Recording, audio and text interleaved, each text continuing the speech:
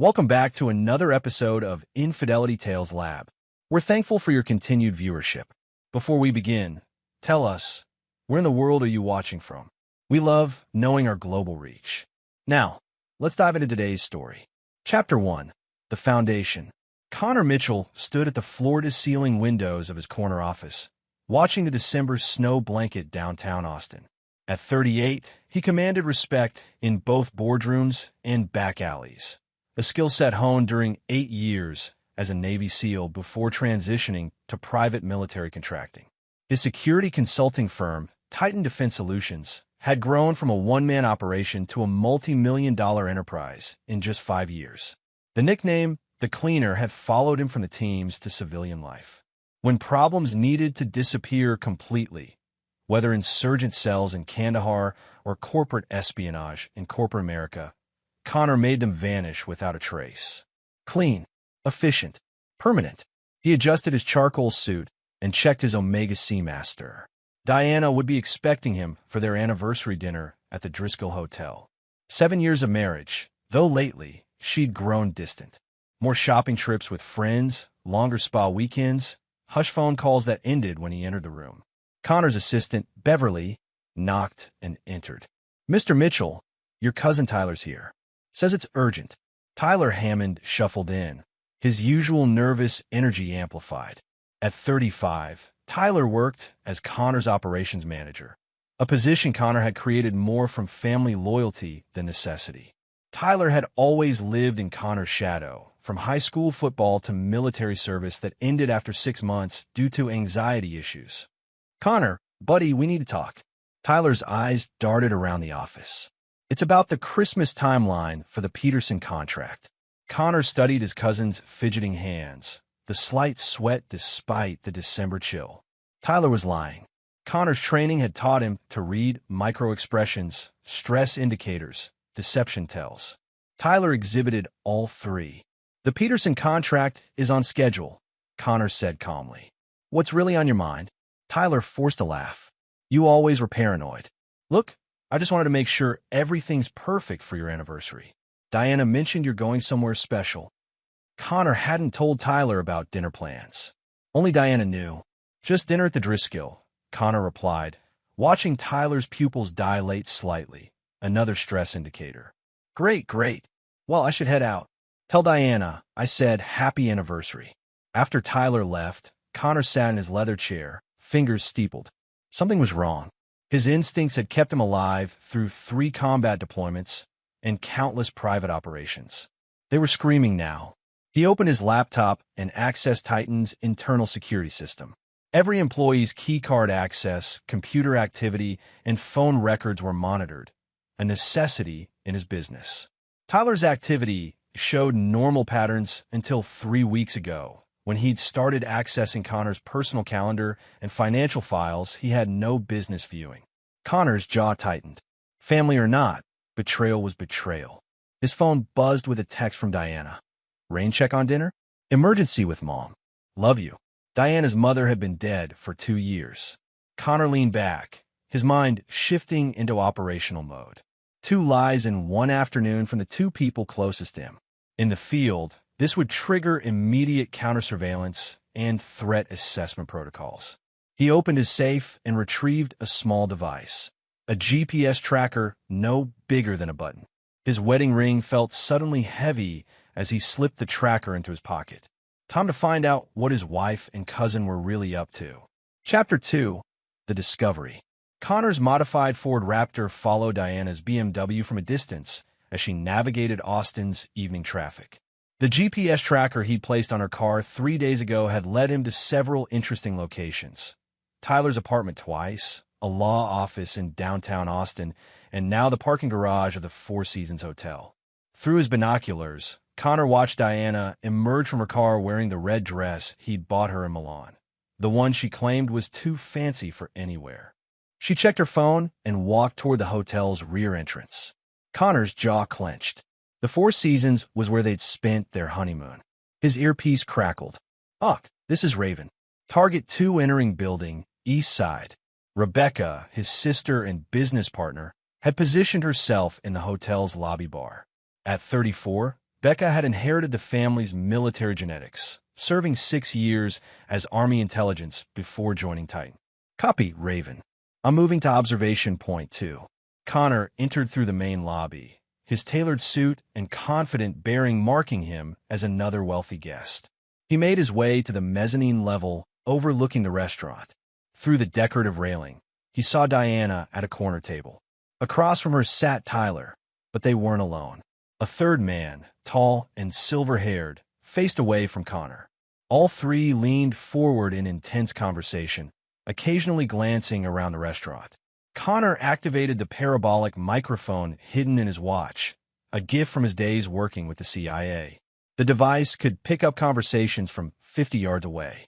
Has to happen before Christmas, the silver-haired man was saying. The will reading is December 26th. After that, everything changes. Tyler's voice.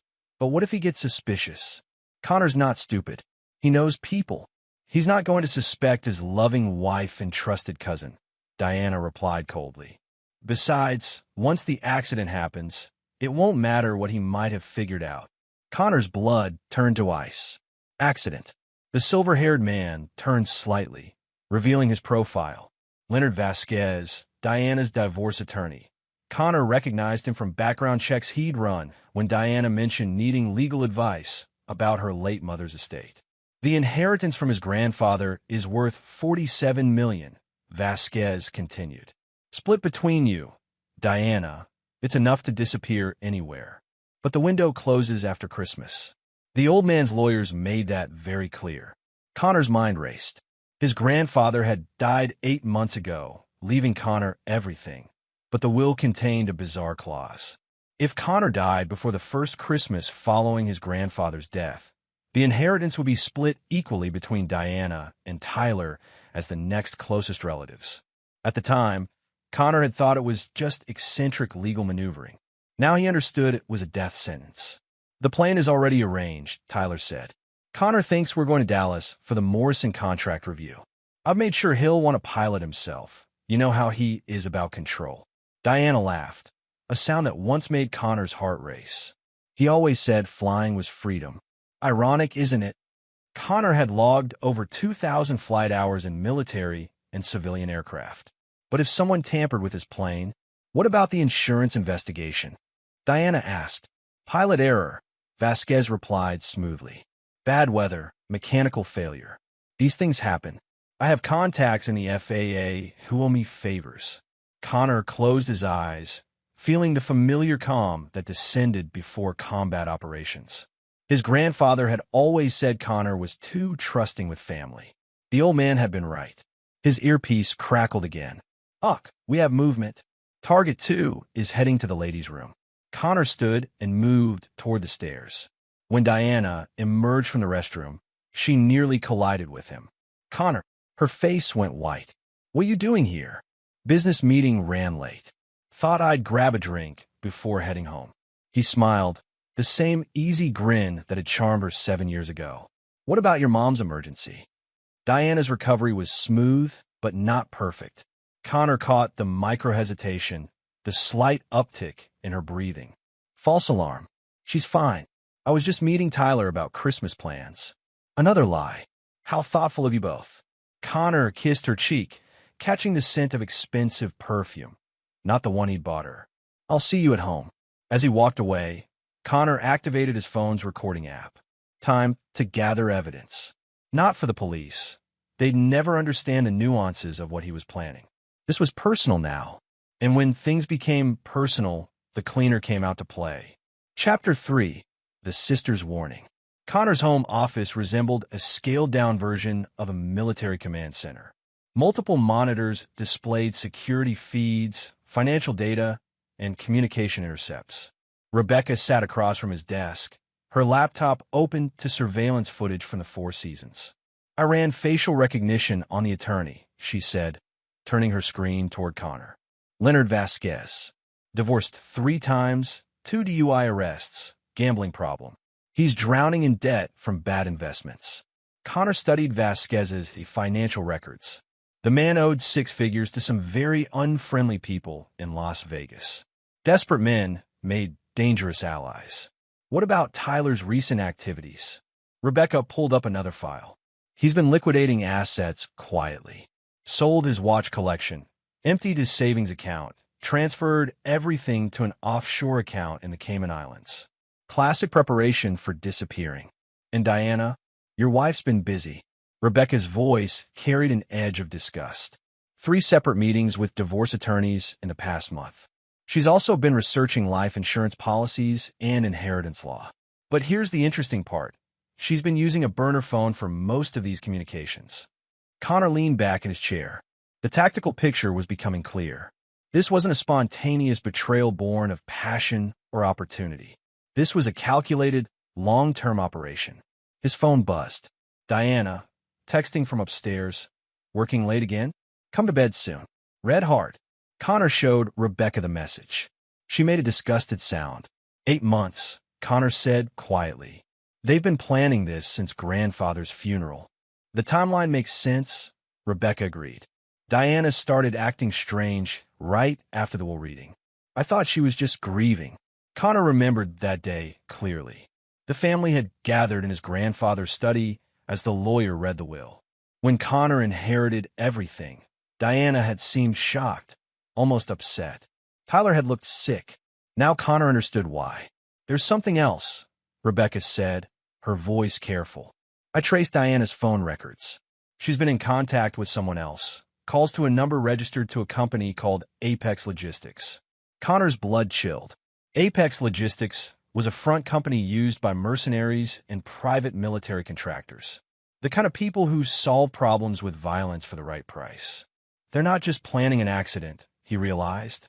They're hiring professionals. Rebecca nodded grimly. The call started 2 weeks ago.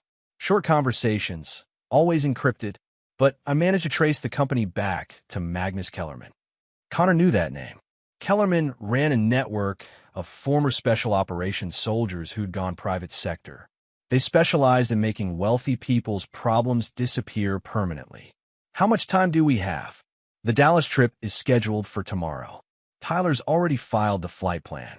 Connor stood and walked to his safe, withdrawing a tactical vest and shoulder holster. Inside the holster sat his Sig Sauer P320, a weapon that had served him well in darker places. What's the plan? Rebecca asked. First, we document everything. Full evidence package, recordings, financial transfers, communication logs. Insurance in case something happens to us. And then, Connor's smile was cold and predatory. Then we give them exactly what they want. Rebecca raised an eyebrow. They want Connor Mitchell to disappear, he explained. So Connor Mitchell will disappear. But the cleaner's going to pay them a visit. As if summoned by his words, Diana appeared in the doorway wearing a silk nightgown. Her timing was too perfect, her smile too bright. Still working, baby? You'll burn yourself out. She glanced at Rebecca with carefully concealed irritation. Becca, it's pretty late. Just finishing up, Rebecca replied smoothly, closing her laptop. Early flight tomorrow, right, Connor? 7 a.m., Connor confirmed. Tyler and I have that client meeting in Dallas. Diana's eyes lit up with genuine pleasure, the first authentic emotion Connor had seen from her in months. Well, don't work too late, she said, kissing Connor's cheek. Big day tomorrow. After Diana left, Rebecca shook her head. She's actually excited about murdering you. Connor checked his weapon and slipped it into the holster.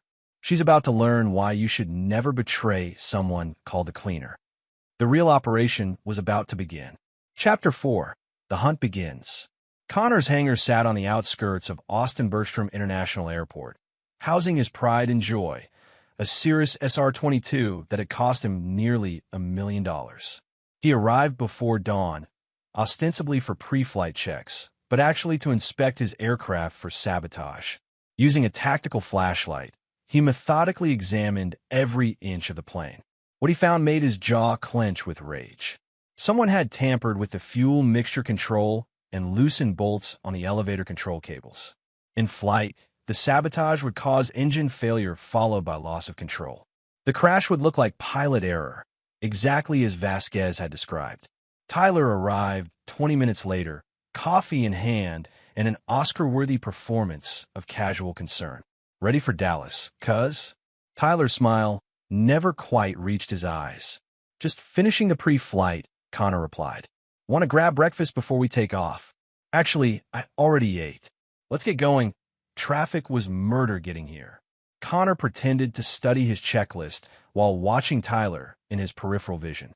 His cousin kept glancing at his phone, occasionally typing quick messages, probably updating Diana and Vasquez on the timeline.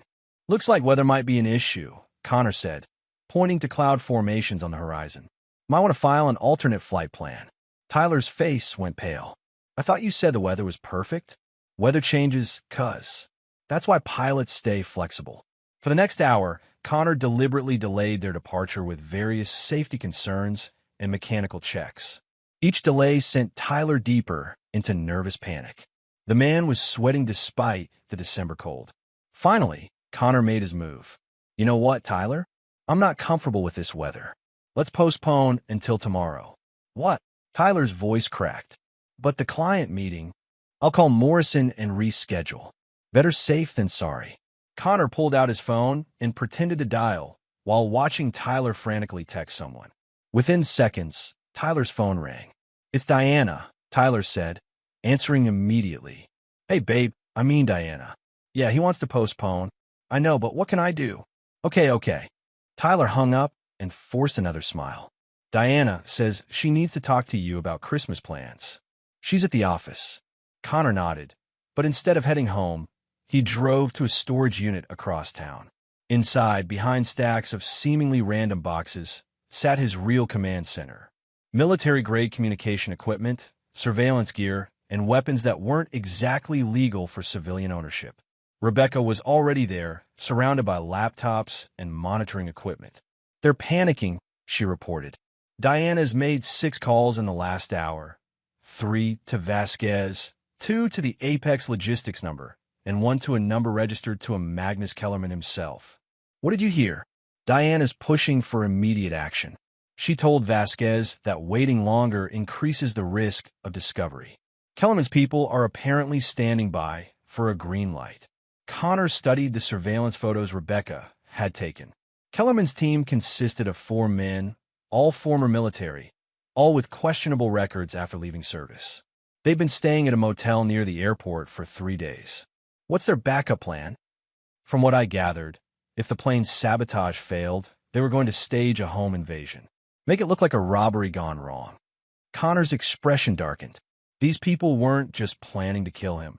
They were prepared to murder him in his own home, possibly when Diana was present to make her grief look authentic. Time to turn the tables, Connor said, opening a weapons case. But first, we need to make sure Diana and Tyler commit fully to their plan. He pulled out a small device that looked like a smartphone. Remember the training exercise in Syria? The one where we convinced that arms dealer to walk into our kill zone. Rebecca's eyes lit up with understanding. You're going to make them think they succeeded. Better than that. I'm going to make them think they killed me, then watch them celebrate. When they're completely exposed and confident, that's when the cleaner strikes. Connor began assembling his gear.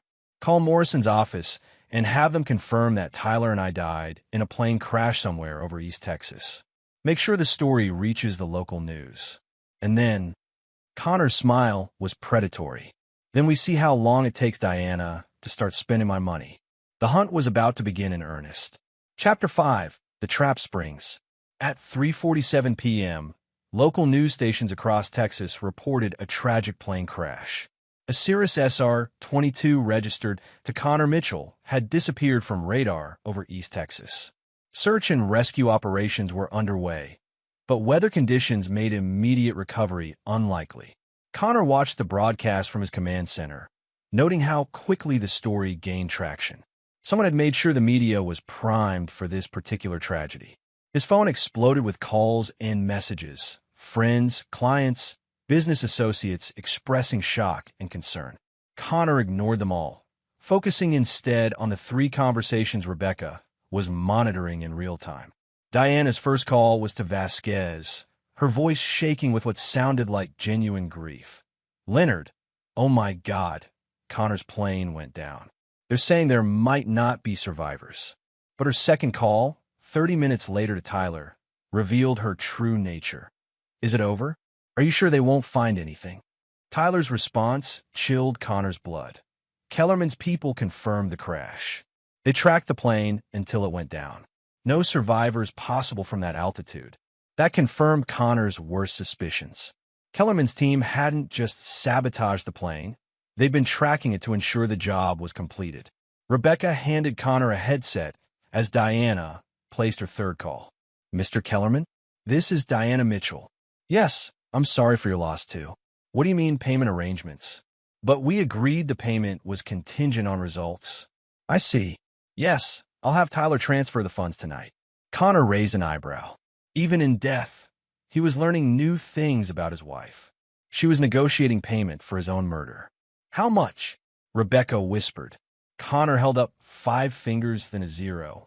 $500,000. His life had a price tag. By evening, Connor had a complete picture of their operation. Diana and Tyler had transferred $2 million to various accounts. Payment for Kellerman's team, Vasquez's legal services, and what appeared to be bribes to FAA officials who would certify the crash as pilot error. The most revealing conversation came at 9 p.m., when Diana called Tyler from what she thought was the privacy of her home. "I can't believe we actually did it," she said, her voice giddy with relief and excitement. "I know. I keep expecting Connor to walk through the door," Tyler replied. "Well, he won't. That bastard got exactly what he deserved." Connor's hands tightened into fists. That bastard. Her husband of 7 years was just a bastard who deserved to die. "When do we file the insurance claims?" Tyler asked. "Vasquez says to wait a week. Let the investigation conclude, then we move on the life insurance and the inheritance. Once the will is probated, we split $47 million. "What about Rebecca?" Diana's laugh was cold. "What about her? She's not family by blood. The will is very specific, spouses and blood relatives only. Rebecca gets nothing." That was it. Connor had heard enough. He stood and began loading magazines for his weapons. Tactical gear went into a duffel bag, along with zip ties, duct tape, and other tools of his former trade. "Rebecca, I need you to stay here and monitor communications. If this goes wrong—" "It won't," she interrupted. "But Connor, what exactly are you planning?" Connor's expression was granite hard. "I'm going to give Diana and Tyler exactly what they gave me. But first, they're going to confess everything. Every detail, every conspiracy, every moment they thought about murdering me. And then the cleaner completes the job." Connor checked his watch. 11:30 p.m. Diana would be asleep, probably dreaming of her $47 million. Tyler would be at his apartment, likely celebrating with expensive whiskey. Time to remind them both that some people were very hard to kill. Chapter 6: Confessions in the Dark. Connor's approach to Tyler's apartment building was textbook special operations. Silent, methodical, invisible. He'd memorized the building's layout weeks ago during his surveillance, identified security cameras and blind spots, and noted the location of Tyler's unit on the 3rd floor. The lock on Tyler's door yielded to Connor's bump key in under 10 seconds. Inside, he found Tyler exactly where he'd expected, passed out drunk on his couch, an empty bottle of Macallan 25 on the coffee table beside printouts of bank transfer confirmations. Connor zip-tied Tyler's hands and feet before placing a strip of duct tape over his mouth. When Tyler's eyes fluttered open, Connor was sitting across from him in a chair, his Sig Sauer resting casually on his knee. Tyler's scream was muffled by the tape, his eyes wide with terror as he struggled against the restraints. "Afternoon, cousin," Connor said calmly. "Sorry I'm late. Plain trouble." Tyler thrashed violently, making muffled sounds of panic and disbelief. "I know what you're thinking. How am I alive? Simple. I never got on the plane." Connor held up a small device. Remote control. Amazing what military technology can do these days. "I flew that plane right into the ground from my truck." Connor leaned forward. "But before we discuss your immediate future, I want you to understand exactly how thoroughly you've failed." He produced Tyler's laptop, which displayed bank transfer records. "Kellerman's team? They work for me now. Have for 3 years. Magnus owes me a favor from our contracting days. When he told me what you and Diana were planning, I asked him to play along. Tyler's face went white as Connor continued. The $500,000 you paid them? They'll be returning it to my accounts, minus a consultation fee. The FAA officials you bribed? Also my contacts. The crash investigation will conclude that no one was on board when the plane went down. Connor removed the duct tape from Tyler's mouth. Connor, please, you don't understand. I understand perfectly. Connor's voice was ice. You conspired with my wife to murder me for money. You sabotaged my plane. You hired killers. You celebrated my death. Diana made me do it. She said you were planning to divorce her, leave her with nothing. She said it was self-defense. Connor almost laughed. Diana told you I was planning to divorce her? She had papers, legal documents showing you were going to cut her off completely. Tyler, I was never planning to divorce Diana. Those papers were probably forgeries created by Vasquez to manipulate you. Connor shook his head. You were so eager to believe I was the villain that you never questioned her story. The truth hit Tyler like a physical blow. His face crumpled as he realized he'd been played. Now, Connor continued, you're going to tell me everything.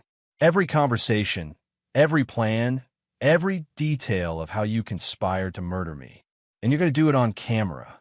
Connor set up a video camera and recording equipment. For the next 2 hours, Tyler confessed everything. Dates, amounts, conversations, methods.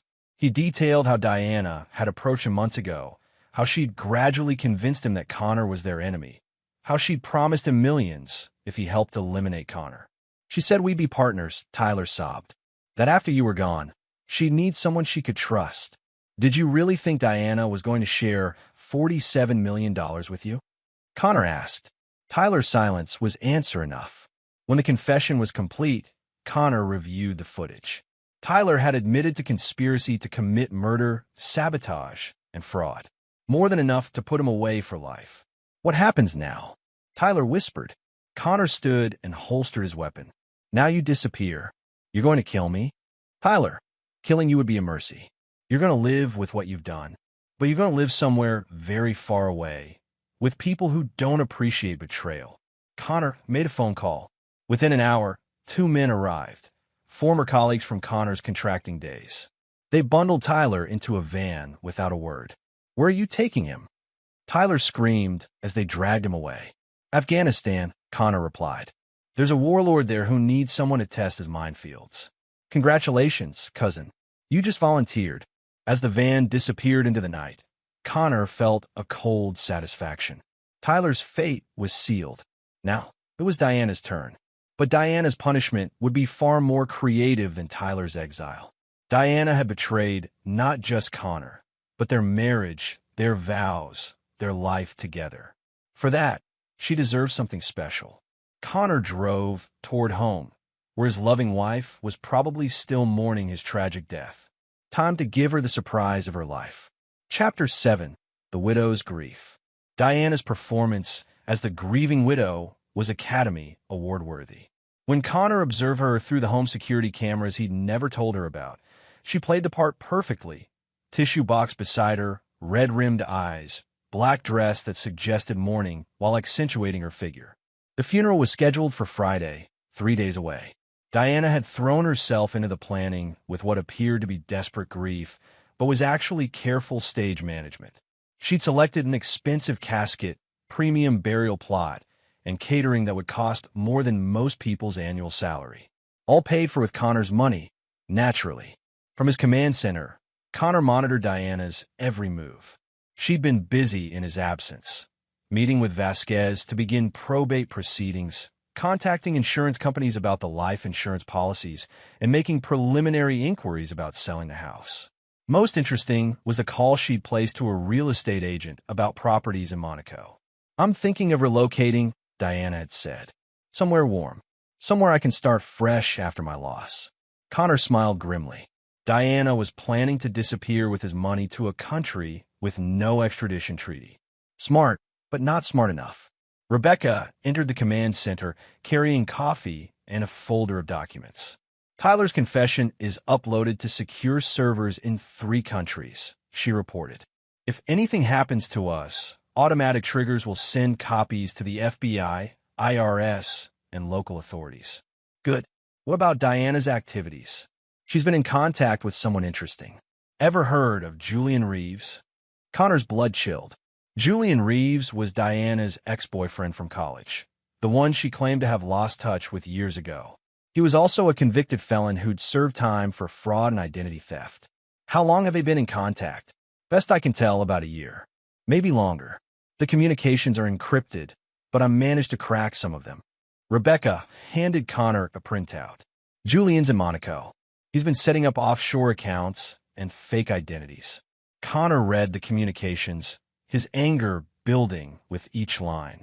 Diana hadn't just been planning to kill him for the inheritance. She'd been planning to disappear with her ex-boyfriend using Connor's money. There's more, Rebecca continued. Julian's criminal history includes something interesting. 3 years ago, he was suspected but never charged in the death of a wealthy widow in Miami. She'd recently changed her will to leave him everything, then died in a suspicious car accident. He's done this before. Looks like it. Diana isn't his first mark, and you probably wouldn't have been his last. Connor studied surveillance photos of Julian, tall, handsome in a sleazy way, the kind of man who specialized in charming wealthy women. Diana had traded her husband for a professional predator. What's the timeline? Based on their communications, Diana plans to leave the country immediately after the will is probated. The inheritance should clear within 2 weeks of the funeral. Connor checked his watch. The funeral was in 18 hours. Time to make his final preparations. Rebecca, I need you to handle the technical side. Make sure all evidence packages are ready for distribution. If this goes wrong, it won't go wrong, she interrupted. But Connor, what exactly are you planning for Diana? Connor's smile was utterly without warmth. I'm going to give her everything she wants. The inheritance, the insurance money, even Julian. But first, she's going to learn what it feels like to be betrayed by someone you trust. He opened a weapons case and began assembling specialized equipment. Not for killing, but for something much more creative. Diana thinks she's a black widow, Connor said. Time to introduce her to a real predator. Chapter 8. The Resurrection.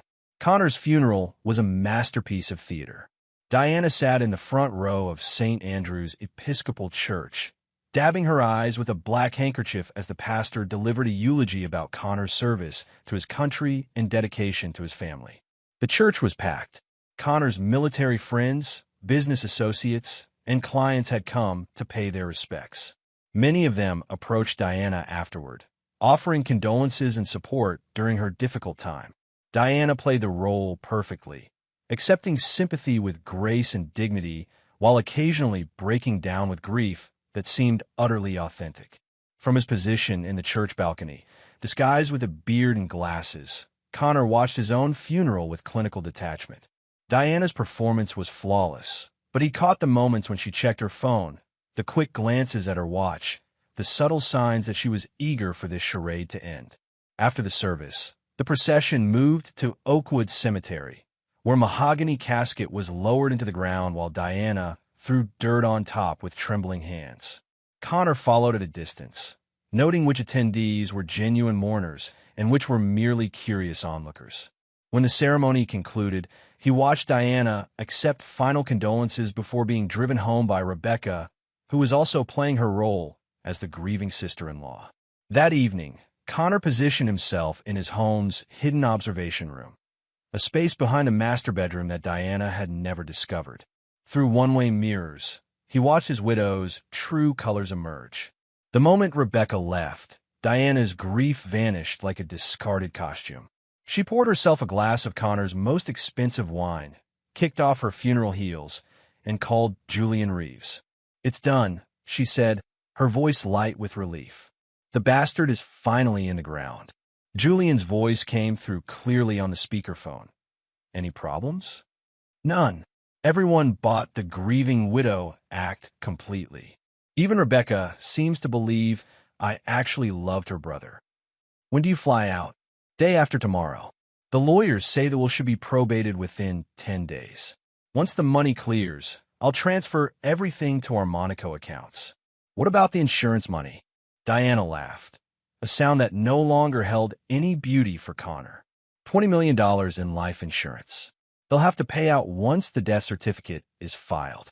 And if anyone gets suspicious, who's going to be suspicious?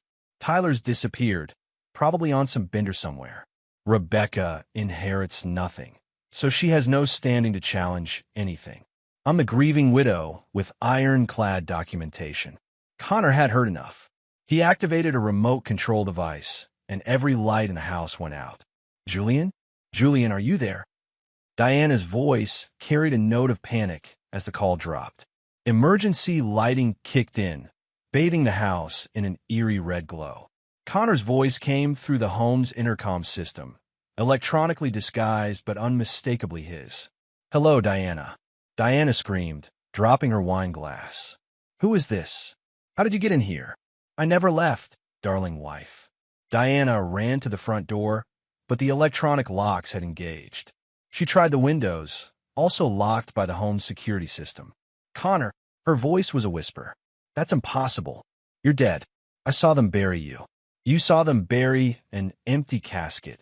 Connor's voice replied through the speakers.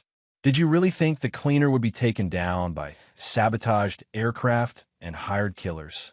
Diana collapsed into a chair, her face white with terror. This isn't real. This is some kind of breakdown. Grief hallucination. Check your phone, Diana. Diana's phone buzzed with a text message containing a video file. When she opened it, she saw Tyler's confession, every detail of their conspiracy, every payment, every plan. Tyler told me everything. Connor's voice continued. About Vasquez, about Kellerman's team, about your boyfriend Julian. Did you really think a convicted felon was going to share $47 million with you? Connor, please, you don't understand. I can explain. No explanations necessary. I heard everything, Diana. Every phone call, every plan, every moment you celebrated my death. Diana began sobbing, genuine tears this time, born of terror rather than grief. What do you want? Justice, Connor replied. And I'm going to get it. The lights came back on, but Diana was no longer alone in the room. Connor stood behind her, very much alive, wearing tactical gear and holding documentation that would destroy her life. Hello, wife, he said quietly. We need to talk. Chapter 9. The Cleaner's Justice. Diana tried to run, but Connor caught her wrist with the casual ease of a man trained to subdue enemies. He guided her back to the chair, where she sat trembling as he spread documents across the coffee table. Let's review your situation, Connor said calmly. You conspired to murder me. You committed fraud with the insurance companies. You sabotaged my aircraft. You hired professional killers. Any one of these crimes carries a life sentence. Diana's lawyer instincts kicked in through her terror.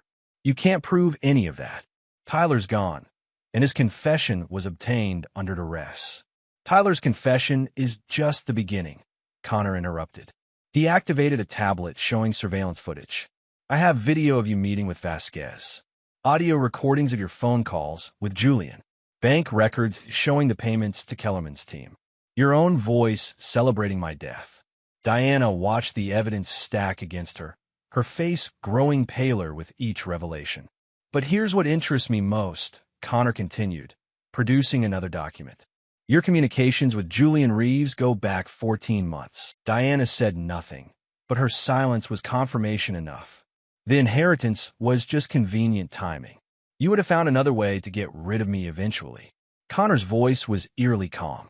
You married me for my money, stayed with me for my money, and tried to kill me for my money. Connor, please. I'm not finished. Connor pulled out a chair and sat across from her, close enough that she could see the controlled fury in his eyes. You want to know what hurts most? It's not the betrayal. It's not even the murder attempt. It's that you made me doubt myself. Diana looked confused. For months, I thought I was losing my mind. You were distant, cold, lying about everything. I thought maybe I'd become someone unlovable. Maybe I'd failed as a husband. Connor's voice grew quieter, more dangerous. You made me think I was the problem. Diana finally found her voice. You were never home, always working, always focused on business. I felt like a stranger in my own marriage. So you decided to murder me instead of divorcing me. The prenup. would have left you with $5 million. More than most people see in a lifetime. But it wasn't enough, was it? You wanted everything. Diana's composure finally cracked completely. Yes, I wanted everything. I deserved everything. Do you know what it's like being married to someone everyone calls the cleaner? Living with someone who kills people for a living. I stopped taking military contracts 3 years ago. But you still have that look in your eyes. Like you're always calculating how to eliminate threats. It's terrifying. Connor stared at her for a long moment. You're right. I do have that look. And right now, Diana, you're definitely a threat. Diana's eyes widened as Connor stood and walked to a wall safe she'd never known existed. Inside were documents, cash, and several items that definitely weren't legal for civilian ownership. Here's what's going to happen, Connor said, returning with a thick envelope. You have 2 choices. He placed a passport on the table, one with Diana's photo, but a different name. Choice 1. You take this passport and $50,000. You get on a plane tonight and disappear forever. You never contact Julian, never access any of our joint accounts, never set foot in Texas again. You become someone else and build a new life far away from here. Diana stared at the passport. And choice 2. Connor placed a second document on the table, a confession letter already written in Diana's handwriting, courtesy of samples Connor had collected over the years. Choice 2. The FBI receives a complete evidence package documenting your conspiracy to commit murder, along with this signed confession. You spend the rest of your life in federal prison, where I'm told life expectancy is quite short for people who try to kill military veterans. Diana picked up the confession, reading her own handwriting, confessing to crimes she'd actually committed. How did you? I've been planning this conversation for weeks, Diana. I know how you form your letters, how you phrase sentences, how you think. Creating a convincing forgery wasn't difficult. Diana looked between the passport and the confession. If I take the passport, what guarantee do I have that you won't come after me later? None, Connor replied honestly. But consider the alternative. Prison, followed by whatever accidents might befall someone who tried to kill the cleaner. Diana's hand shook as she reached for the passport. The $50,000 won't last long. Then you'll need to find work. I'm told waitressing and retail pay reasonably well. Connor's smile was without mercy. Consider a motivation to develop skills beyond manipulating men. Diana stood on unsteady legs. I need to pack. No. You leave with what you're wearing and the money I'm giving you. Everything else stays here. Your jewelry, your clothes, your car, all purchased with my money. Connor, please. You have 10 minutes to make your choice, Diana. After that, the confession goes to the FBI. Diana looked around the house that had been her home for 7 years, at the life she was about to lose forever. Then she looked at Connor's face and saw no mercy, no forgiveness, no possibility of negotiation. She picked up the passport and money. I hate you, she whispered. I know, Connor replied. But you'll be alive to hate me, which is more than you planned to give me. Connor walked Diana to the door, where a car was waiting. Not a taxi. One of Connor's associates who would ensure Diana reached the airport and boarded her flight. As the car pulled away, Rebecca emerged from the shadows. Think she'll stay disappeared? Connor watched the taillights vanish into the night. She's a survivor. She'll adapt. And if she doesn't, Connor's smile was cold and final. Then she'll learn why they call me the cleaner. 3 months later, Connor received a postcard from Prague. No message, just a picture of the city skyline. He recognized Diana's handwriting in the address. She was alive, building a new life far from Texas. Connor hoped she'd learned something from their encounter, though he doubted it. People like Diana rarely changed. Tyler, meanwhile, had lasted 6 weeks in Afghanistan before a landmine ended his particular story. Connor felt no satisfaction in his cousin's death, just the cold completion of a necessary task. The inheritance from his grandfather remained untouched in Connor's accounts. $47 million that had cost so many people so much. Connor donated half of it to veteran charities and used the rest to expand Titan Defense Solutions. He never remarried. Trust, once broken, was nearly impossible to rebuild. But sometimes, late at night in his home office, Connor would pour himself a glass of his grandfather's bourbon and reflect on a lesson he'd learned. Family wasn't about blood or marriage vows. Family was about loyalty, trust, and standing together against the world. Rebecca understood that. She'd proven it when she helped him survive Diana's betrayal. Diana and Tyler had forgotten it and paid the price. The cleaner's work was complete. And there you have it. Another story comes to an end. What did you think? I'd love to hear your thoughts in the comments below. If you enjoy this story, consider joining our community by subscribing. It means the world to us. For more stories like this one, check out the recommended videos on screen. And I'll see you there.